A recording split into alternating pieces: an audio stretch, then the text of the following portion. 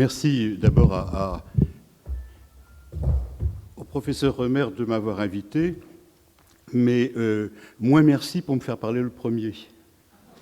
Parce que le résultat a été que j'ai immédiatement changé, naturellement, le sujet de ma communication. Vous voyez ce que c'était, le sentiment de la honte. Je comptais apporter un petit peu de profondeur parmi toute cette mécanique tabouesque. Et puis après, quand je me suis relu, j'ai vu que j'avais fait un catalogue d'horreurs. Et je me suis dit, je ne vais pas, en parlant le premier, faire une sorte de confession au nom des Amorites ou des Mésopotamiens. Donc, j'ai jeté mon exposé en le gardant pour un autre colloque où on me fera parler plus tard, en dernier lieu, par exemple. Et j'ai décidé à ce moment-là de prendre les choses d'une façon un peu plus théorique. Alors, ça sera plus ennuyeux, mais après tout, ça fera plus scientifique. Et en tout cas, je vous montrerai moins la mauvaise conscience que l'on peut avoir d'être assyriologue à l'heure actuelle.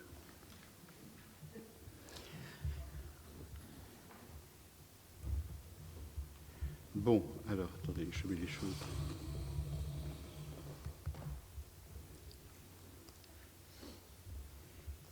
Voilà. Alors, Thomas Remer vous l'a déjà dit, le terme de tabou est un terme qui nous est étranger. C'est un terme qui vient d'ailleurs. Alors, j'espère que... Voilà. J'avais gardé le sentiment de la honte parce que c'était déjà fait, mais naturellement, ensuite, ça a changé. Alors, j'ai regardé un petit peu ce terme auquel on n'est pas tellement habitué, parce que ce n'est pas un de ces bons termes qui vient du grec. Rassurez-vous, je terminerai par du grec.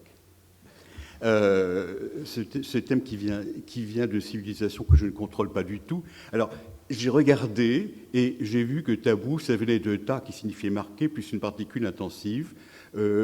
Ma science, je ne l'assume absolument pas. J'espère que c'est vrai, n'est-ce pas? Mais c'est un concept, naturellement, qui est, comme Thomas Remer vous l'a dit, à l'heure actuelle, est passé dans le langage courant, mais qui n'est absolument pas quelque chose qui a été fait à partir des données mésopotamiennes ou orientales. Ce que j'ai constaté d'autre part, c'est que ce terme de tabou faisait couple avec un autre qui s'appelle Noah, et qui, j'espère que ma prononciation est bonne, n'est-ce pas, et qui montre au contraire qu'il y a un contact ou un usage libre dans la société.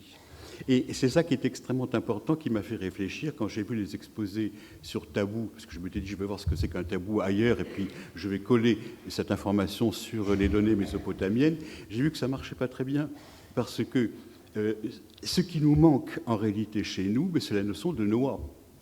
C'est-à-dire que c'est assez facile de trouver la notion d'interdit, mais qu'est-ce qui est licite de faire? Quel est le catalogue des choses que l'on peut arriver à faire? Le terme qui est complémentaire de tabou, nous ne l'avons pas.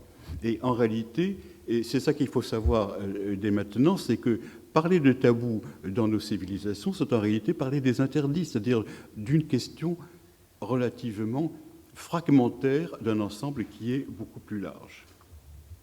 Alors, mon exposé, je vais le construire en deux thèmes. Le premier, c'est de voir la véritable notion de tabou sous les aspects de péché involontaire et inconscience du péché en même temps. C'est ça qui est extrêmement important en Mésopotamie. Et dans une deuxième partie, je vais essayer de montrer comment cela peut être intériorisé et comment on peut passer d'un péché involontaire à un péché conscient, en réalité. Alors, il y a en Mésopotamie un terme qui convient parfaitement à la notion de tabou, interdit. Vous voyez, chaque fois, je vais vous reprendre. Comprenez que je vais quand même un petit peu spécifier l'approche. C'est le terme de ikibu. Nous en avons un et un qui est extrêmement net. Et on considère que ce ikibu, et c'est ça qui est extrêmement important, ce n'est pas un terme sémitique, c'est un terme qui vient du sumérien. qui a été emprunté à la religion sumérienne. Et tout particulièrement, pour arriver à Ikibu, il faut partir de Mgib, c'est-à-dire qu'il faut correspondre, et on ne part pas du sumérien proprement dit, mais d'un dialecte du sumérien, c'est ce qu'on appelle le Emessal. Alors ça, c'est une question extrêmement difficile qui n'est toujours pas résolue. Ça signifierait en sumérien la langue des femmes. Mais en réalité, parce que les femmes ne sont pas censées parler exactement la même langue que les hommes, c'est quelque chose qui est très courant dans certaines civilisations qui ne sont pas européennes, au point de vue de l'articulation, de la grammaire, du vocabulaire et de tout le reste, pas uniquement au niveau simplement des façons de dire, comme nous pouvons avoir en français un parler mâle et un parler féminin. Et ce qui est important, c'est que cette langue, qui n'est pas la langue officielle, est la langue en réalité de la lyrique. Et la lyrique, c'est ce qui permet de composer les psaumes pénitentiels. Et la notion de interdit, de Mgib, se trouve tout particulièrement dans un genre de littérature très précis, qui est la lyrique, qui est chantée d'une certaine façon. Alors que la lyrique soit chantée dans une langue particulière, la littérature grecque est là pour vous expliquer que un chœur n'est pas fait en grec classique, mais il est fait en dorien, par exemple. Bon. Donc ça montre bien que la littérature officielle ne s'intéresse pas à la notion d'interdit, mais que dans les psaumes dans lesquels on va chanter les malheurs qui l'on arrive et supplier la divinité de prendre part à ceux qui peuvent vous réconforter, eh bien c'est là que la notion de Mkib arrive et de Ekibu. Alors, le terme classique qui correspond à Mgib, c'est Nig de Gib, et Nig de Gib, c'est extrêmement clair. Ça signifie la chose mauvaise. Et lorsque vous voyez des lexiques, on vous dit Ikibu, ça signifie deux choses, soit Murtsum, c'est-à-dire la maladie, ou bien Marushtum, qui est moins grave, qui signifie la malchance, mais que je préfère traduire par poisse. C'est-à-dire ce qui fait que réellement, ça ne marche pas. Si vous avez fait quelque chose de Ikiboum, eh bien, soit la maladie s'accroche à vous, soit eh bien, vous ne réussissez pas dans ce que vous avez à faire. Et vous avez là immédiatement cette notion qui est extrêmement importante d'un acte dont la conséquence est néfaste. Et c'est encore plus net quand vous voyez comment les langues périphériques à la Mésopotamie réagissent à la notion de Ikibu. Ikibu, je vous ai dit, en hittite, on vous le traduit par Nata'ara, ça veut dire ce n'est pas permis. Et naturellement, avec toutes les conséquences que cela peut arriver. Alors vous voyez tout de suite comment en Mésopotamie on voit les choses.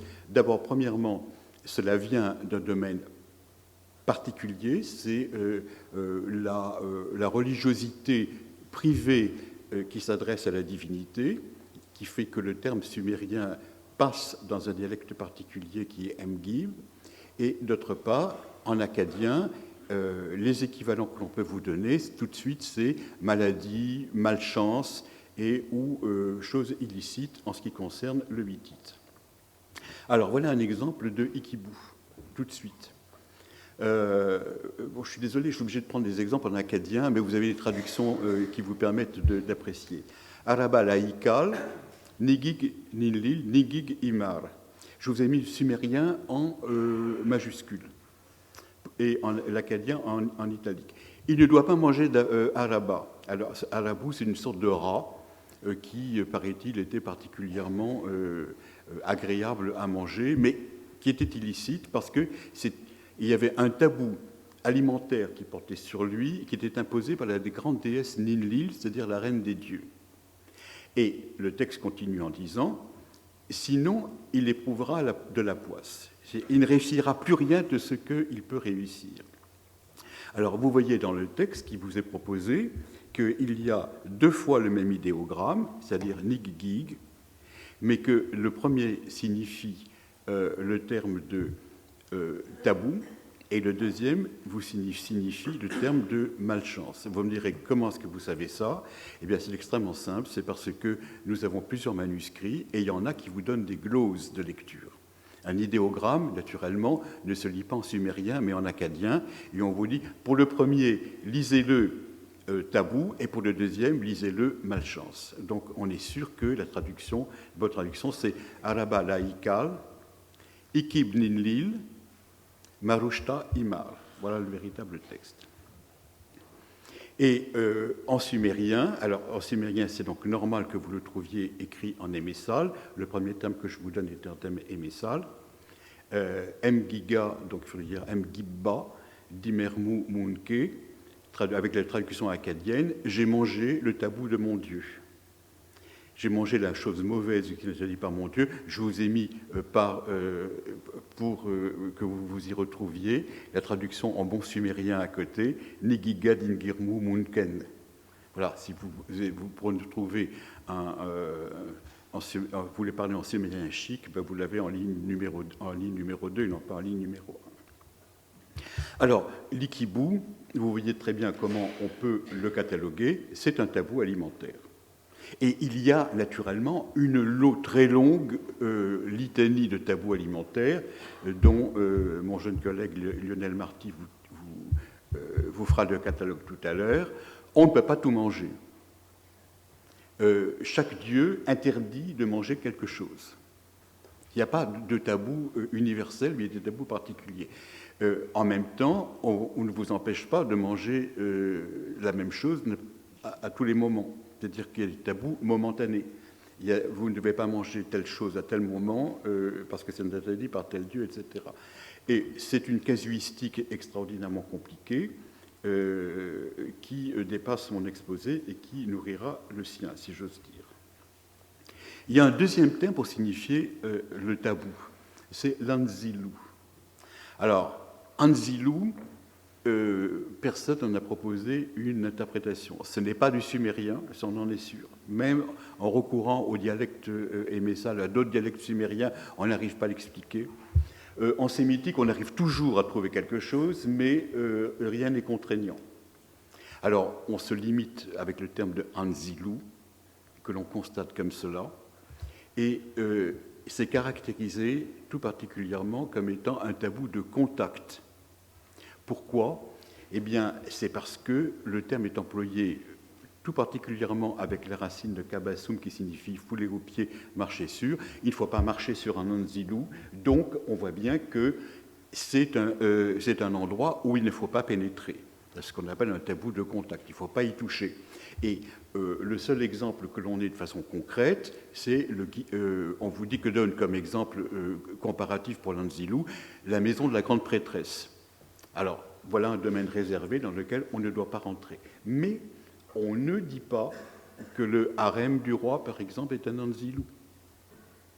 Il y a des domaines dans lesquels il ne faut pas pénétrer, mais on se garde bien de vous en donner le contexte. Donc, alors que le harem, théoriquement, c'est un endroit où on ne doit pas entrer.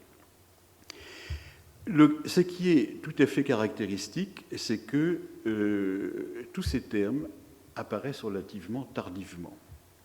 Ikibu et Anzilou. Si vous regardez Marie, par exemple, vous n'avez pas des termes de ce genre. C'est absolument inconnu. Parmi tous l'énorme masse de textes que l'on a retrouvés là-bas, Ikibu et Anzilou ne sont pas du tout mentionnés. Le terme Ikibu n'apparaît qu'à l'époque moyenne, et c'est un terme des psaumes pénitentiels. Anzilou est un terme plus ancien, mais il est littéraire. C'est un niveau de langue qui n'est pas utilisé dans les lettres, dans le langage courant. Alors, vous me direz, à Marie, comment ça se présente lorsque l'on veut dire un tabou?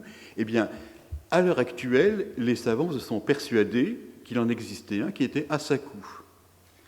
Et si vous regardez le CAD, on vous dit quelque chose qui est mis de côté pour le dieu ou pour le roi, et on ajoute un tabou. Ça, c'est ce que j'appelle de la facilité linguistique.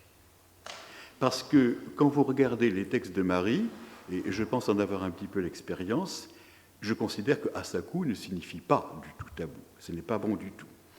Qu'est-ce que c'est qu'un asaku amari? Eh bien, un asaku, c'est un bien réservé de la divinité. On le met de côté. C'est un bien qui est mis de côté. Alors, l'idéogramme qui note le terme de asakum, il est extrêmement clair. Ça veut dire c'est ku plus an, c'est-à-dire la notion de pureté plus la notion de Dieu, c'est-à-dire quelque chose qui est pur pour le Dieu. Mais quand vous regardez asakum, révérence gardée à la grande dictionnaire, à la grande grammaire de von Zoden qui porte ce titre merveilleux de gag. C'est de l'allemand qui est résumé par ses initiales, mais ça fait drôle même en français et même en anglais, n'est-ce pas? Asakum a de grandes chances d'être une formation amorite sur la racine de SKK qui signifie ne pas être accessible. C'est un bien réservé. Et sur SKK, qui signifie boucher, vous avez toute une série de termes qui sont extrêmement explicites. L'Asakum, c'est la cagnotte du Dieu. Elle est spécifiée. Ça n'empêche pas le roi d'y avoir accès quand il en a besoin. Tout particulièrement, si vous voulez faire un présent au Dieu, eh bien, le moyen le plus simple pour le roi, c'est d'aller se servir sur la cagnotte du Dieu. On lui prend dans ses réserves de quoi faire quelque chose qui lui fera plaisir. Donc, c'est quelque chose qui est réservé, mais qui n'est pas du tout inaccessible à l'action humaine. Sinon, eh bien, vous avez un deuxième emploi de asakum qui est employé dans le serment. On a bu l'asakum du Dieu et mon excellent collègue Charpin a montré très bien que c'était un emploi tout à fait particulier et qui ne représentait pas du tout la notion de tabou. C'était une sorte de auto-malédiction que l'on portait sur soi. C'est quelque chose qui est tout à fait différent. Alors, ce que je voudrais signaler tout particulièrement à l'attention des biblistes, c'est qu'aucun de ces trois termes que je viens de voir, ikibum, anzilub ou asakum, n'apparaît dans un texte juridique. C'est-à-dire que vous n'avez pas, dans un code de loi, c'est ce que j'ai ça, un texte juridique, c'est pas un texte juridique, la pratique, c'est un texte de loi normatif. Dans les codes d'Hammurabi, sauf erreur de ma part, vous ne trouvez pas aucun de ces termes-là. Et c'est tout à fait normal, parce que c'est une affaire de morale privée qui ne concerne nullement le groupe. Et à mon avis, c'est pour cela que vous ne l'avez pas à Marie. Comme le groupe n'est pas mentionné, n'est pas concerné par cette notion de tabou, eh bien, on ne s'en sert pas. Alors, deuxième catégorie, deuxième conséquence, c'est que on peut tout à fait enfreindre un tabou sans le savoir. Et vous me direz, alors on n'est pas responsable, ça c'est une idée moderne. Si vous avez enfreint un tabou sans le savoir, la maladie ou la malchance, de toute façon, s'abat sur vous. Et ça, c'est une conséquence que l'on ne peut pas éviter. Voilà deux très grandes différences, à mon avis, entre la Mésopotamie et le monde biblique. Alors, peut-être que les biblistes ont changé la façon de voir les choses, mais quand j'étudiais un petit peu les choses bibliques, c'était quelque chose qui tombait sous le sens. Alors, où apparaissent les tabous? Eh bien, les tabous, ils apparaissent tout particulièrement dans ce que l'on appelle les confessions-excuses. Parce que quand on voit qu'on est malade et qu'on n'a pas de chance, mais qu'on n'a pas conscience d'avoir fait quelque chose de mal, qu'est-ce qu'on fait? Eh bien, on va devant la divinité et on s'accuse de tous les péchés, comme on dit en français, d'Israël. Bon. On s'accuse de tout ce qu'on a pu faire. Alors on vous dit, j'ai dû faire un ikibou, j'ai fait un anzilou, c'est-à-dire que j'ai dû manger quelque chose qu'il ne fallait pas, j'ai dû marcher là où il ne fallait pas. Après, on dit arnou, chertou, gilatou, rititou. Alors là, ce sont 4 péchés particuliers. Ça fait partie de la casuistique mésopotamienne, je ne vais pas entrer dedans, mais un arnou n'est pas un chertou, n'est pas un gilatou, n'est pas un rititou, ce sont des péchés conscients. Là, vous pouvez savoir ce que vous avez fait réellement. Et le tourou, c'est le boomerang qui vous revient. C'est pas quand vous avez fait quelque chose, la divinité vous envoie un malheur, une maladie, la malchance, etc. Alors, donc le tourou, c'est quelque chose de négatif parce que ça vous retombe dessus. Alors, le A, Ekibu Nzilou, c'est d'avoir absorbé ou touché involontairement quelque chose. Et ça se termine toujours par cette formule qui est extrêmement importante. Moudou la mouda likalim, celui qui est informé doit, alors moudou c'est celui qui est informé, likalim doit ouvrir les yeux, faire voir, c'est-à-dire ouvrir les yeux, la mouda à celui qui ne sait pas. C'est-à-dire qu'il faut que vous ayez trouvé quelqu'un qui vous explique ce que vous avez fait. Et c'est très important, vous n'avez pas la conscience claire si quelqu'un ne vous dit pas ce que vous avez fait. C'est-à-dire que, d'après un texte mésopotamien, la morale peut être un fait de nature, parce que naturellement il y a des péchés, mais c'est aussi un fait d'éducation. Il faut qu'on vous apprenne quelle sorte de nourriture vous devez avoir et quand vous devez l'avoir. C'est-à-dire qu'il faut qu'on vous apprenne tous les mots dont vous pouvez ne pas avoir conscience. Et c'est ça qui est extrêmement important. Le mal est un mal d'éducation. Alors, comment peut-on passer du tabou à la morale? Eh bien, il y a une évolution sémantique qui est extrêmement nette. Parce que, avec le temps, l'Ikibu et l'Anzilu ont conflué ensemble. Le tabou de manger quelque chose, le tabou de contact ont signifié la même chose. Et au premier millénaire, ces deux termes, quand ils sont employés, c'est très différent du deuxième millénaire. Ça signifie quelque chose, faire quelque chose que l'on considère comme contraire à la déontologie, à sa propre déontologie. C'est-à-dire que faire quelque chose qu'on semble ne pas devoir faire. Et je vais vous donner des exemples pour vous montrer la sécularisation de ces termes qui passent de la morale privée à quelque chose de complètement intériorisé.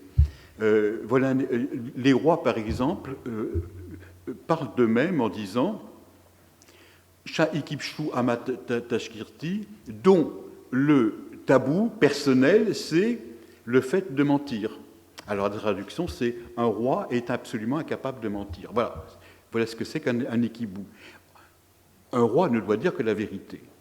Un deuxième, je rendis absolument impossible de sortir par la grande porte de sa ville. Le mot à mot, c'est Atse Abouli, le fait de sortir, Atse Abouli Alishu, le fait de sortir par la grande porte de sa ville. Utira, j'en ai fait, Ikibu, Shu, son impossibilité, son tabou. Alors, là encore, il n'y a pas de péché, mais simplement, c'est la chose qui est absolument impossible de faire, c'est de quitter la ville dans laquelle il est bloqué par les armées assyriennes. Voilà un autre exemple. Un troisième exemple, c'est dans les lettres privées, Ikibi Shaili, c'est un Ikibu des dieux. Alors, je vous ai traduit par c'est impardonnable. Minamma Tebukunu ou Lachme, pourquoi est-ce que je n'ai pas de nouvelles de vous? Alors, ça, il n'y a pas d'excuse. N'allez pas chercher midi à 14h, n'est-ce pas? C'est vous auriez dû m'écrire, vous n'avez pas fait, c'est une faute que vous avez faite. Là encore, c'est du langage mondain. Alors, une grande question qui se pose à l'heure actuelle, c'est doit-on penser qu'à l'époque ancienne, il n'y a pas de tabou et qu'il n'y a que des fautes? Et que le tabou, ça vient après tout d'un genre, c'est un terme qui a été emprunté à une civilisation à côté, donc les Sémites sont des gens beaucoup plus libres que les Sumériens qui étaient des gens plus coincés, au moins au point de vue personnel, et qu'ils ne reconnaissaient que le fait de faire des fautes. Quand on regarde les choses de façon très précise, en réalité, il y a des domaines qui ne sont pas exprimés, mais dans lesquels l'action est limitée. Un domaine réservé, par exemple, c'est le nomastique royal. Quand vous avez un homme qui s'appelle Zimrilim, eh bien, il est le seul à porter son nom. Quand vous avez un homme qui s'appelle Yardunlim, le roi de Mari, son père, il est le seul à porter son nom. Et si vous avez des noms qui se répètent comme Hammurabi, ce sont des noms, ce qu'on appelle des noms de fonction. Ne prend le titre d'Hammurabi, c'est-à-dire le grand-père est grand, qu'une catégorie très particulière de la société. Et au premier millénaire, ça va encore plus loin. Là, Dominique Charpin m'a rappelé cette histoire que je cite sous son autorité. Il y a un brave Assyrien qui appelle son fils Assurbanipal et on le met à mort en lui disant « Mais comment tu appelles ton fils du nom du roi ?» Alors que chez nous, ça serait tout à fait le contraire, puisque par admiration pour l'impératrice Eugénie et sa beauté, dès qu'une petite fille naissait au XIXe siècle, à la fin du XIXe siècle, on l'appelait Eugénie. J'arrêterai au XIXe siècle ce genre d'allusion. D'autre part, il y a des lieux qui sont tabous. C'est-à-dire qu'on prend des pierres pour faire des bétiles et on ne les prend pas n'importe où. On vous dit, attention, le lieu est d'âne, c'est-à-dire il est fort. Ne va pas chercher la pierre là-bas parce qu'il y a des conséquences. Bon. Il y a toute une série de choses de ce genre qui montrent qu'il y a des limites à l'action. Et d'autre part, tout particulièrement, vous avez la prophétie qui apparaît pour vous indiquer que ce qui ne plaît pas aux dieux, ou bien, tout particulièrement ce qui est prospectif, la Richertum, c'est-à-dire ce que le Dieu désire et dont vous n'êtes pas informé et que le Dieu se charge de vous faire savoir. Alors, tout particulièrement, à l'époque ancienne, vous avez les termes qui sont l'atou, l'anatou, c'est-à-dire ce qui est possible et ce qui est impossible. Natou, c'est ce qui est possible de faire, l'anatou, c'est ce qui n'est pas possible de faire. Et c'est là que l'on voit les notions de convenance. Et quand vous regardez la traduction sumérienne, eh bien, c'est extrêmement simple. Ou le natou, c'est pas possible, c'est traduit par nubzu, c'est-à-dire en sumérien, c'est inouï cette affaire, n'est-ce pas? C'est-à-dire, on ne l'a jamais vu. Et tout particulièrement, c'est une expression qui se trouve dans les lettres d'engueulade. Quand vous écrivez à quelqu'un que vous n'êtes pas content, vous lui écrivez Natuma Chatepouchou. Ah, c'est du joli ce que tu as fait. Théoriquement, est-ce possible ce que tu m'as fait? Et il y a une variante très importante qui est Damkama Chatepouchou. C'est du joli, c'est beau ce que tu as fait, n'est-ce pas? Et on voit tout à fait que Natu, qui est l'impossibilité de faire l'action, permute avec Damakum, et Damakum, c'est montrer sa solidarité avec le groupe, ou bien montrer son amitié avec une personne. C'est-à-dire que le convenable, c'est ce qui montre la solidarité. Le non convenable, c'est ce qui permet de s'individualiser. Alors, il y a un grand problème pour l'étymologie du terme, c'est que Natu ressemble comme deux gouttes d'eau avec le verbe être convenable, avec le verbe qui signifie frapper. Et il y a un problème considérable parce que les étymologies hébraïques qui sont données pour le terme sémitique acadien ne conviennent absolument pas. Construire ou bien étendre, etc., ça ne vient pas du tout. Alors, ça, je le passe pour venir au deuxième terme qui signifie bashtum, la honte, dont vous a parlé tout à l'heure de M. Romer en commençant son exposé. Il y a un grand problème, c'est qu'en hébreu, l'hébreu correspond lettre pour lettre à l'acadien, et c'est exactement deux sens entièrement opposés. C'est-à-dire que bauche, en hébreu, signifie avoir honte, être confus. Alors, c'est moi qui serais confus si vous avez changé de terme, mais ça, je le saurai tout à l'heure, comme les biblistes passent leur temps à changer les choses, je vais peut-être l'apprendre à ma grande confusion. C'est vrai? Non? Bon, pour l'instant, non. Bauchette signifie... enfin, en tout cas, j'ai regardé les dictionnaires officiels. Bon, ça signifie la honte, et c'est traduit en grec par aiskune. Alors, le grec, je le contrôle quand même bien, et aiskune, ce n'est jamais positif en grec. Hein, bon.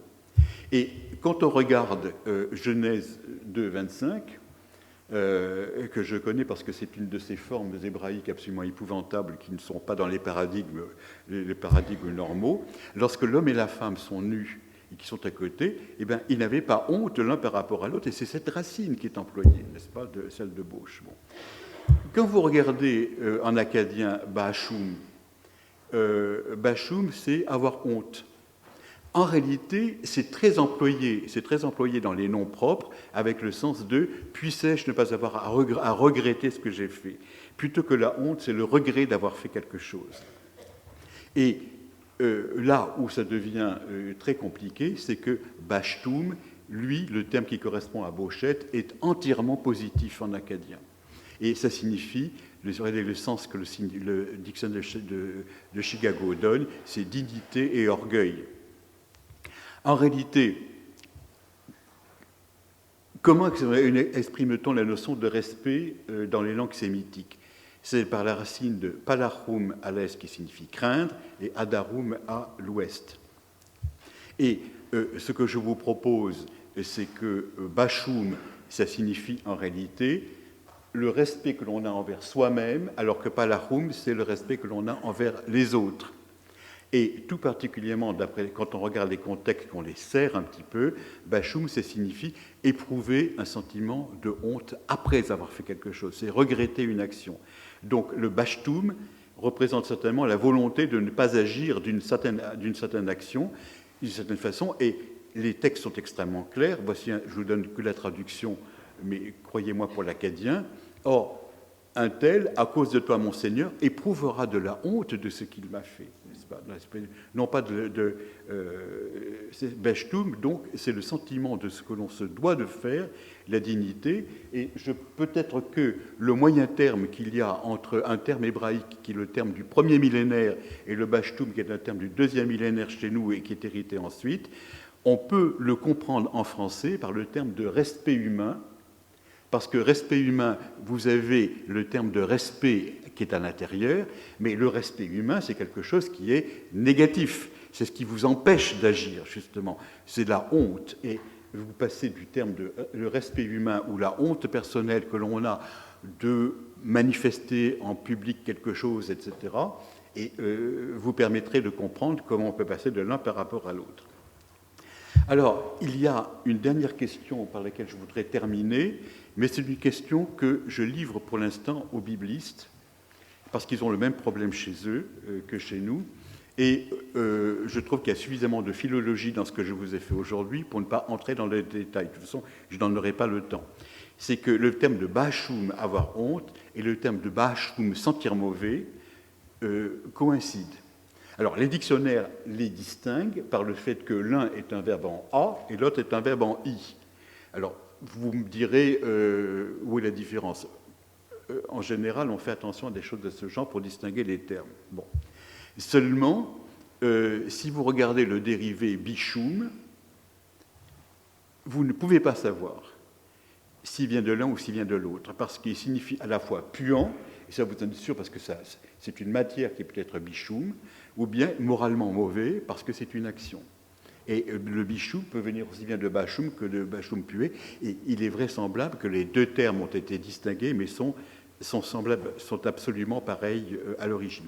Et il y a des contextes qui sont à la fois indiscernables. Et le grand avantage de régler cette question, le rapport entre Bashum, sentir mauvais, et Bashum, être quelqu'un de mauvais, c'est que ça nous permettrait de résoudre un thème qui est, alors c'est là que les Grecs réapparaissent, n'est-ce pas, le thème du myroblite, qui est la traduction de myroblitos. Je vois au soulagement qui vous prend que c'est une grande question qui va être résolue.